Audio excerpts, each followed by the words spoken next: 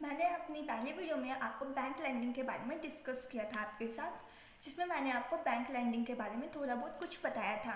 हमने bank lending की बात की थी। बैंक लेंडिंग में मैंने आपको बताया था कि जब भी बैंक अपने पास डिपॉजिट आती है उसमें से जब भी लॉन्ग रन के जो लोन्स देता है, एडवांस देता है, वो बैंक लेंडिंग के अंदर आते हैं। अब हम एडवांस, जिसमें हमने बैंक लोन्स के टाइप के बारे में, सिग्निफिकेंस के बारे में, सिग्निफिकेंस और टाइप और प्रिंसिपल भी कर चुके हैं। लेकिन आज मैं आपके साथ एडवांसेस के बारे में डिस्कस करना चाहती हूँ। Now we start type of advance के बारे में। एडवांस फर्स्ट हम ये डिस्कस करेंगे कि एडवांस क्या होता है। बैंक जो शॉर्ट टर्म के लोन देता है स्पेसिफिक टाइम पीरियड के लिए, स्पेसिफिक पर्पज़ के साथ, और इसमें ये पहले से डिसाइड होता है कि इंटरेस्ट रेट क्या होगी, कब पैसे दिए जाएंगे, कैश रेट कैसे दिए जाएंगे, मीन्स इंस्टॉलमेंट में दिए जाएंगे, लमसम पेमेंट दी जाएगी। ये वेरी शॉर्ट पीरियड के होते हैं, इनमें मेनली एक ईयर से ज़्यादा नहीं होता है। अब हम इनके डिस्कस करेंगे कि ये कितने टाइप के होते हैं। ये बहुत सारे टाइप के होते हैं, जैसे cash credit, overdraft, demand draft, term loan, clean loan, bill of exchange, bill deposit, bill purchase etcetera. अब हम इनके बारे में वन बाय वन डिस्कस करेंगे। Cash credit mainly business purpose के लिए यूज होता है। बिजनेसमैन जब भी कोई बिजनेस ओपन करता है या फिर उसे बिजनेस में जब भी पैसों की नीड होती है तो वो क्या करता है कि बैंक के पास जाता है, वहाँ पे कोलेक्टर्स लगता है। उसके लिए उसे एप्लीकेशन फॉर्म पहले भरना पड़ता है। उसके बाद वो कोलेक्टर्स देता है, उस कोलेक्टर का 80% तक वो कवरअप कर सकता है, मीन्स 80% तक उसे लोन मिल जाता है। बैंक क्या करता है कि जो अमाउंट उसे देनी होती है कैश में, वो उसके अकाउंट में क्रेडिट कर देता है, और जब भी बिजनेसमैन को नीड होती है वो उसे निकाल लेता है। जितनी भी अमाउंट वो यूज करता है उस पर इंटरेस्ट चार्ज किया जाता है। इंटरेस्ट रेट इसमें मेनली नॉमिनल से पाई जाती है, और इसमें जो 1 साल तक हम पैसे उससे ड्रॉ कर सकते हैं। इसके बाद हमें उस अकाउंट को रिन्यू करवाना पड़ता है, इसे कैश क्रेडिट कहते हैं। Second is overdraft. ओवरड्राफ्ट की फैसिलिटी मेनली जो बैंक होता है वो अपने करंट अकाउंट होल्डर्स को प्रोवाइड कराता है। यह भी ज़्यादातर बिजनेस में ही यूज होता है। वैसे कई बार बैंक अपने कुछ रिलायबल कस्टमर को भी ये फैसिलिटी प्रोवाइड कर देता है। इस पर भी बैंक इंटरेस्ट चार्ज करता है, और जैसे ही हम डिपॉजिट करते हैं बैंक में काट ली जाती है। लेकिन इसके लिए बैंक के साथ एग्रीमेंट होता है और एक अमाउंट होती है स्पेसिफिक, उस अमाउंट से ज़्यादा हम कभी भी विड्रॉ नहीं कर सकते। ये ओवरड्राफ्ट होता है। डिमांड लोन मेनली बैंकिंग में यूज़ होता है। जब भी बैंक जो अपना सेंट्रल बैंक है आरबीआई, जब भी वो अपनी एसएलआर और सीआरआर बैंक की जो रेट होती है उसमें तेजी इंक्रीजमेंट या डिक्रीजमेंट करता है, तो बैंक को क्या करना पड़ता है, लोन लेना पड़ता है दूसरे बैंकों से। और वो ऐसे लोन लेते हैं वो कभी भी कॉल अप किए जा सकते हैं। मतलब जब भी बैंक को नीड होती है वो फ़ोन करेगा या फिर कॉल करेगा, लेटर भेजेगा, और उससे अब तुरंत ही पैसे मिल जाने चाहिए। इसकी जो रेट ऑफ इंटरेस्ट होती है वो भी हाई होती है, क्योंकि डिमांड पे ही हमें मिल जाता है, तो इसमें रिस्क भी काफ़ी ज़्यादा होता है। Fourth is term loan. Term loan वो लोन होते हैं जो एक स्पेसिफिक टाइम पीरियड के लिए होते हैं। इनमें से पहले से सिलेक्शन होता है कि कितने टाइम पीरियड का होगा। ये 1 महीना, 1 साल, ये मेनली 1 साल से 10 साल के लिए होता है, लेकिन कुछ सर्कमस्टेंस में ये 30 साल तक भी पहुंच जाता है। इसको टर्म लोन कहते हैं। Fifth is clean loan. Clean loan वो होता है जिसमें हमें किसी एप्लीकेशन फॉर्म की जरूरत नहीं पड़ती। हम सीधा बैंक के पास जाते हैं, कोलेक्टर्स उनको बताते हैं कि हमारे पास ये प्रॉपर्टी हम कोलेक्टर रखना चाहते हैं, और उसको हमें लोन मिल जाता है। लेकिन जो लोन मिलता है उसके लिए हम ऐसे तो है नहीं कि हम सीधा बैंक के पास जाएंगे, हमारा कोई कनेक्शन है बैंक के साथ, नहीं। हमें पहले गारंटर्स की नीड पड़ती है। इसके लिए हम गारंटर्स को अपॉइंट करेंगे और साइन करेंगे। इसके लिए सिग्नेचर्स भी चाहिए, और ये भी डिसाइड होता है कि हम पेमेंट कैसे करेंगे, मतलब इंस्टॉलमेंट में करेंगे या लमसम पेमेंट करेंगे। ये जो सब आता है वो क्लीन लोन के अंदर आता है, और इसमें जो इंटरेस्ट चार्ज होता है वो भी काफ़ी हाई होता है। कंज्यूमर क्रेडिट जो कंज्यूमर की बेसिक नीड को फुलफिल करने के लिए जब कोई बैंक कंज्यूमर को लोन देता है, जैसे शिक्षा के पर्पज़ के लिए जो एजुकेशन लोन होता है, कार लोन होता है, या उसकी बेसिक नीड जैसे होम लोन वगैरह प्रोवाइड कराता है, तो वो होम कंज्यूमर लोन में आते हैं। इन पे भी जो इंटरेस्ट रेट होता है वो नॉमिनल होती है। Bill purchase. बैंक क्या करता है कि कई बार हम अपनी जो एक्सचेंज करते हैं, ट्रांजेक्शन करते हैं शेयर और परचेज की, तो उसमें क्या होता है कि हमारे पास पैसे नहीं होते, तो उसके लिए क्या करते हैं कि बिल ऑफ एक्सचेंज लिख के भेज देते हैं। बिल ऑफ एक्सचेंज जिसके बारे में बिल ऑफ रिटर्न्स वगैरह होते हैं, वो परचेज करके वो राइट करके भेज देते हैं। तो बैंक क्या करता है कि उसको अपने पास ले लेता है, और उस पर कमीशन चार्ज करता है। वो 5%, 10% कितने भी हो सकते हैं, अकॉर्डिंग टू बैंक होती है वो, और बिल की नीड भी होती है। तो वो जो चार्ज करके उसे पैसे दे देता है वो बिल ऑफ परचेज के अंदर आता है। अब बिल डिस्काउंट। जब भी बैंक कोई बिल लेता है, मतलब परचेज करता है, तो वो क्या करता है, बिल डिस्काउंटेड अकाउंट के अंदर डेबिट हो जाता है। और जो अमाउंट डेबिट हुई है वो उसे कभी ना कभी तो मिलेगी। जब वो अमाउंट वापस मिल जाती है तो उससे पहले वो बैंक अपने कस्टमर को देता है, तो इसको हम बिल ऑफ डिस्काउंट के अंदर चार्ज करते हैं। एक्सपोर्ट इम्पोर्ट लोन, एक्सपोर्ट और इम्पोर्ट जब भी हम आउटसाइड कंट्रीज के साथ कुछ भी एक्सचेंज करते हैं, ट्रांजेक्शन्स करते हैं, तो हमें क्या करना है, पैसों की जरूरत होती है। लेकिन कई बार ऐसा होता है कि हमारे पास पैसे नहीं होते, या फिर ये होता है कि करंट टाइम में हमारे पास कुछ मनी कम रह जाती है, तो हम क्या करते हैं, एक्सपोर्ट और इम्पोर्ट लोन ले सकते हैं। ये हम कैसे ले सकते हैं, लेटर ऑफ क्रेडिट की तरह। और जो अपनी पोस्ट प्री शिपमेंट ट्रांजेक्शन होती है वो पोस्ट शिपमेंट में एक्सचेंज होती है। अब हम प्रिकॉशंस के बारे में डिस्कस करेंगे कि प्रिकॉशंस क्या क्या रखनी चाहिए बैंक को। बैंक के पास बहुत सारी प्रिकॉशन रखनी चाहिए बैंक को, मीन्स कौन कौन सी विशेषता उस ध्यान में रखनी चाहिए जब भी वो एडवांस दे रहा है, लोन दे रहा है। कुछ तो ऐसी है जो आरबीआई ने प्रोवाइड कराएगा, उनके बारे में डिस्कस करते हैं one by one. Number 1, borrower. Bank जब भी कोई भी एडवांस दे रहा है या पेमेंट दे रहा है तो उसे ये ध्यान रखना चाहिए कि बोरोवर कैसा है। मतलब ऐसा ना हो कि हम उसे दे दें और फिर हमें रिस्क हो जाए, हमें वापस पैसे ना मिले। तो हमें ये चेक करना पड़ता है कि जिस बोरोवर को हम पैसे दे रहे हैं उसके पास इतनी कैपिटल है कि वो हमारे पैसे वापस दे देगा। उसके पास ऐसी सिक्योरिटी है, जो सिक्योरिटी वो हमें दे रहा है वो सही है, जिस पर्पज़ के लिए वो ले रहा है वो सही है। ये सारी चीज़ें हम देखेंगे। और उसके बाद ये भी चेक करना पड़ेगा कि कस्टमर रिलायबल है या नहीं। उसके बाद ये सारी सिक्योरिटी को ध्यान में रखते हुए हम बिल पास करेंगे या नहीं, ये डिपेंड ऑन सिचुएशन पे करता है। और हमें बोरोवर के बारे में ये प्रिकॉशन ध्यान रखनी चाहिए। Second is business of the borrower. Business of the borrower के बारे में हम ये चेक करते हैं कि जो बोरोवर हमसे पैसे ले रहा है वो किस टाइप का बिजनेस कर रहा है। कहीं ऐसा ना हो कि इलीगल पर्पज़ के लिए हो जिससे आरबीआई रिफ्यूज़ कर रहा है, या फिर और हमें साथ में ये भी देखना चाहिए कि जो बिज़नेस वो सोच रहा है या फिर जो बिज़नेस वो चला रहा है वो फुलफिल है, जिस लोन के लिए ले रहा है वो फुलफिल हो पाएगा, उससे इतना प्रॉफिट होगा या फिर उसकी इतनी इनकम होगी कि वो हमें लोन के पैसे दे पाए। हमें ये सारी चीज़ें चेक करनी पड़ती है। Fourth is capital resource of borrower. हमें यह भी चेक करना पड़ेगा कि जो बोरोवर है वो उसके कैपिटल के रिसोर्स क्या क्या है। मीन्स वो डिबेंचर बेच रहा है, प्रेफरेंस शेयर बेच रहा है, इक्विटी शेयर बेच रहा है।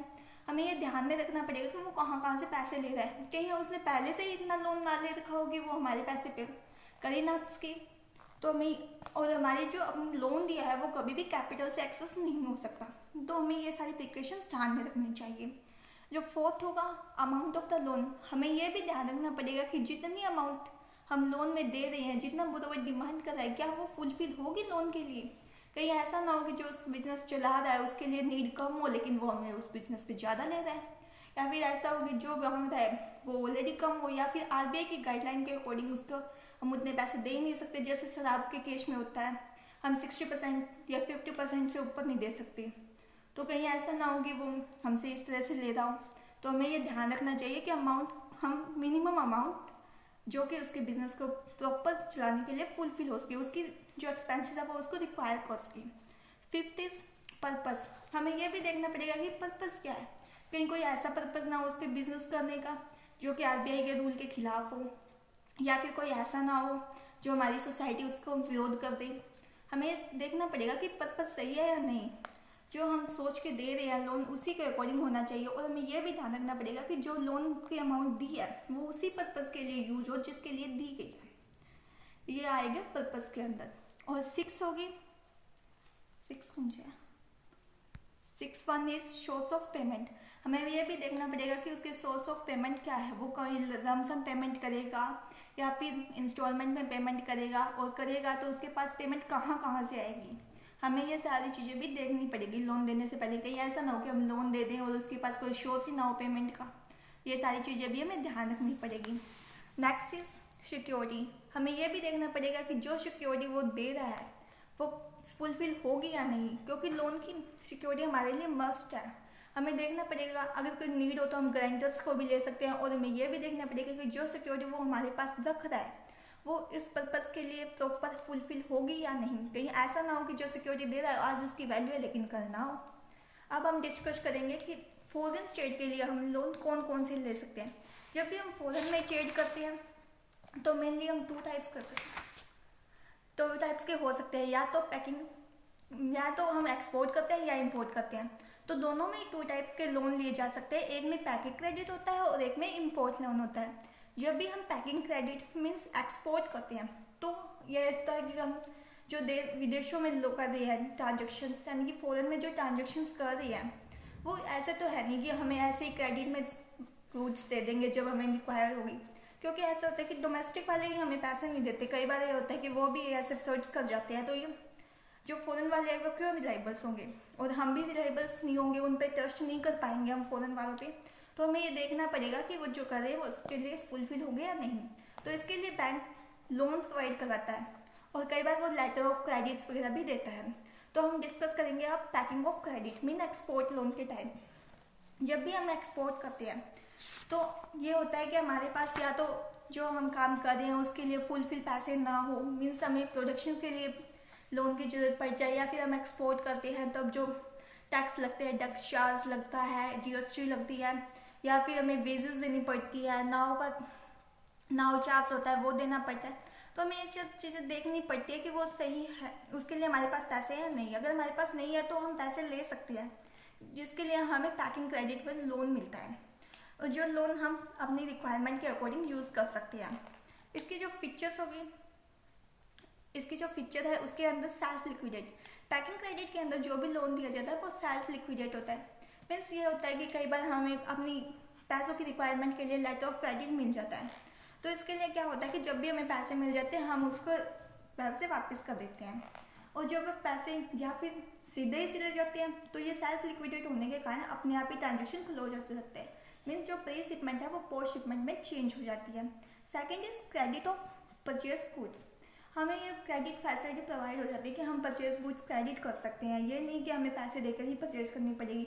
जब लेटर ऑफ क्रेडिट है तो हम अपनी क्रेडिट पे भी परचेज कर सकते हैं, जरूरी नहीं कि हम एट ए टाइम पेमेंट करें। Third is cover production expense. जो अपने प्रोडक्शन एक्सपेंसेस होते हैं लाइक वेजेस, ट्रैवलिंग एक्सपेंसेस, ये सारे एक्सपेंसेस इसमें कवर हो जाते हैं क्योंकि हमें लोन मिल जाता है, और जब हम लोन मिल जाता है तो हम इनको कवर कर सकते हैं और जब हमारे पास पेमेंट आएगी हम वापस कर देंगे। रेट ऑफ इंटरेस्ट, इसमें जो रेट ऑफ इंटरेस्ट होती है वो बहुत लो होती है क्योंकि इसके अंदर जो इंटरेस्ट रेट होता है उसको गवर्नमेंट भी प्रमोट करती है।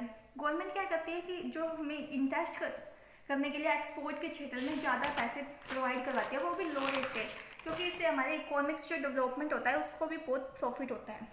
और फ्लेक्सिबल टर्म ऑफ क्रेडिट, ये एक फ्लेक्सिबल टर्म ऑफ क्रेडिट है क्योंकि जब भी ये सेल्फ लिक्विडेट है, मीन्स जब भी पेमेंट हो जाएगी ट्रांजेक्शन क्लोज हो जाएगी, तो इसके अंदर जो फ्लेक्सिबिलिटी है वो बहुत ज़्यादा पाई जाती है।